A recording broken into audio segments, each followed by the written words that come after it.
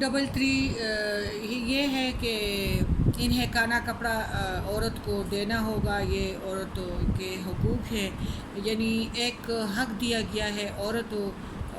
کو یہاں پر طلاق کے باوجود بیوی کو نان نفقہ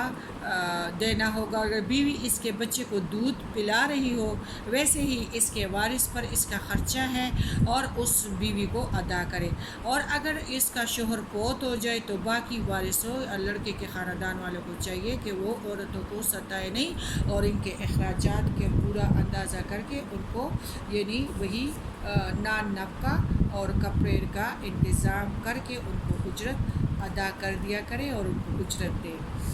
اور وہ اپنے آپ کو 4 مہینے اور 10 دن کے بیوہ کی عدت بتائی جا رہی ہے، معروف طریقے سے جو چاہے کرے، یعنی اس گھر میں رہے، پھر دوسرے نکاح کے لیے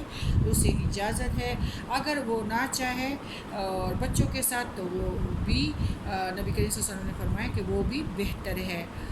کچھ نہ کچھ دینا ضرور ہے۔ پھر عورتوں کا حق بھی بتایا جا رہا ہے کہ معروف طریقے سے اگر تم ان کو طلاق دو تو اللہ سے ڈرا کرو تاکہ اللہ تعالیٰ قبر میں تمہارے ساتھ نرمی کا طریقہ اختیار کرے، اور ان کو ستاؤ مت،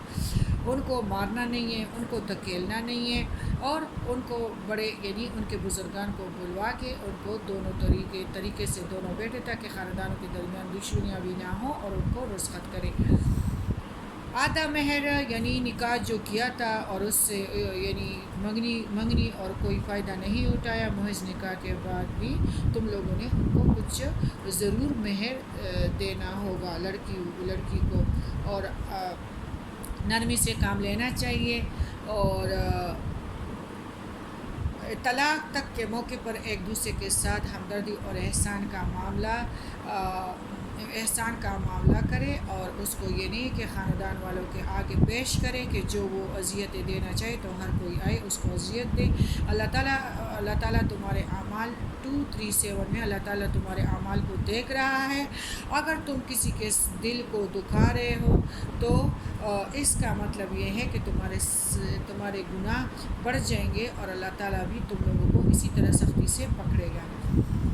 پھر اس میں ایک دم جو ہے 238 میں یعنی عصر کے نماز کا خیال رکھا کرو، نماز جب لڑائی جھگڑے گھر میں شروع ہو تو اس میں عموماً نماز متاثر ہو جاتی ہیں، تو اللہ تعالیٰ نے نماز محض یعنی نماز کا اشارہ کیا ہے کہ نماز پڑھنا ہے اور بھولنا نہیں ہے، اور اللہ کے سامنے عاجزی کا اظہار ہے، اور خاص کر عصر کا وقت اس وقت فرشتے جو ہے وہ بدلتے ہیں، تو اللہ تعالیٰ جب وہ آسمان پہ جاتے ہیں تو ڈبل جب وقت پہ پڑھیں گے تو فرشتوں کو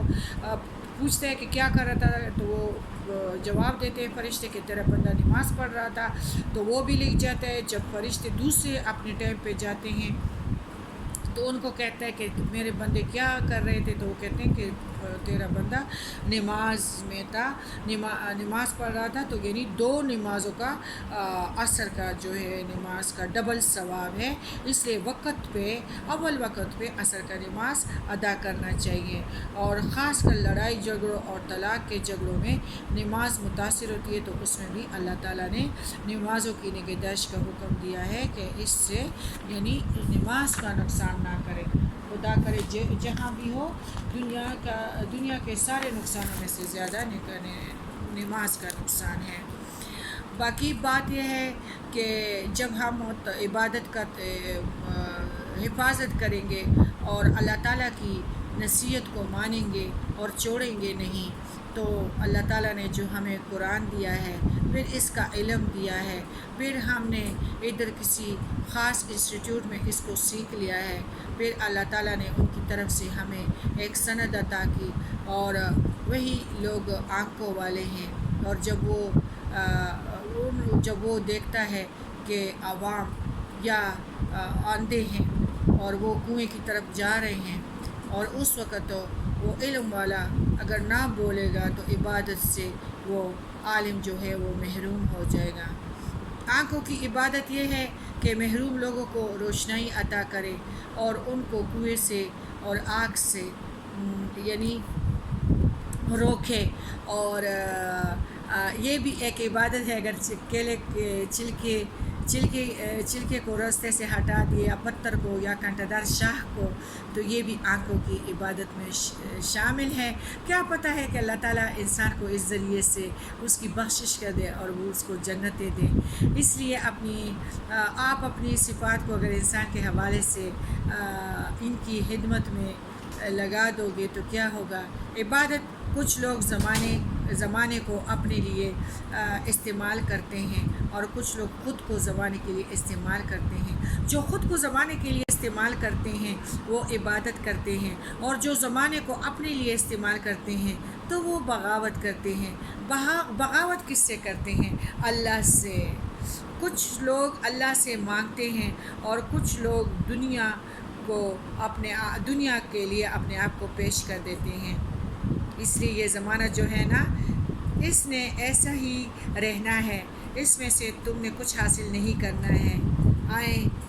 آئیں اللہ کے قریب آ جائیں، شہنشاہ کے شہنشاہ کے قریب، اور نہ عورت کو ستایا کرو، نہ اپنے گھر کی بربادگی کرو، نہ پھر غونیت کرو۔ یہ نہیں کہ یہ فوتگی پہ کیوں گئی، یہ اس وقت کیوں گئی۔ اگر ہے تو ایک دوسرے کے ساتھ اتحاد کرو، محبت سے پیش آؤ، لیکن اگر میاں بیوی کی راضی ہیں تو باقی لوگ یہ نہ کہیں کہ اس وقت کیوں نکلی ہے، اس وقت کیوں آئی ہے،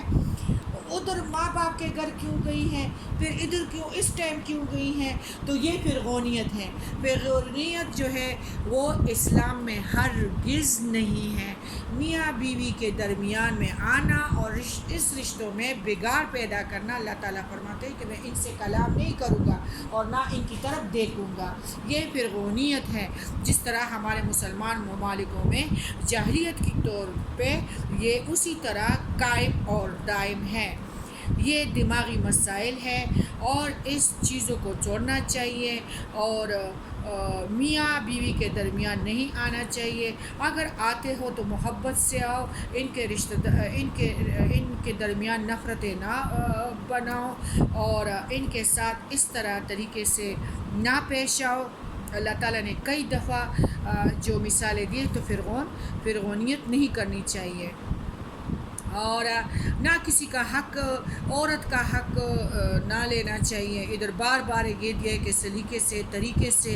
طریقے سے ہمدردی سے گفٹ دے کے ان کو، اگر طلاق کی نوبت بھی آ جائے تو دونوں خاندان آپس میں بیٹھیں گے اور اس عورت کو گفٹ بھی دو گے، نان نفقے کا انتظام بھی کرو گے، بچوں کے دودھ کے پیسے بھی دو گے، تو بڑے طریقے سے نصحت کرو۔ تو یہ اللہ تعالیٰ نے اسی طرح ہمارے آگے ہمارا دین پیش کیا ہے، بار بار مثالیں اللہ تعالیٰ نے دے دیے ہیں، اور اسی طرح کسی کے حق کو نہ مارو، ہر کسی کو عزت دو، ہر کسی کی خدمت کرو، ہر کسی کے ساتھ محبت سے پیش آؤ، لیکن فرعون مت بنو۔ فرعونیت نہیں ہے جو ہمارے اسلامی معاشرے میں قائم ہوئی ہے، خاص کر ہندوستان اور پاکستان تو بالکل اسی طریقے پہ جا رہے، جو سارے دماغی مریض ہیں اور ایک بچی کو باقاعدگی سے ایک اذیت دیتے ہیں۔ تو اسی طرح ہم نے جانا ہے، اور کئی بار میں آپ لوگوں کو یہ بھی دے چکی ہوں کہ مطلب اس رشتے کی بگاڑ کے ساتھ یہ بندہ پھر قبر میں بہت روئے گا،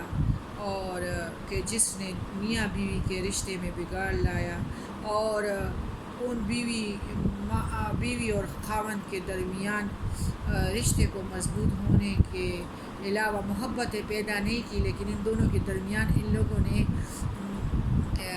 مطلب نفرتیں پیدا کی ہیں، تو اللہ تعالیٰ ایسے لوگوں سے کلام نہیں کرے گا۔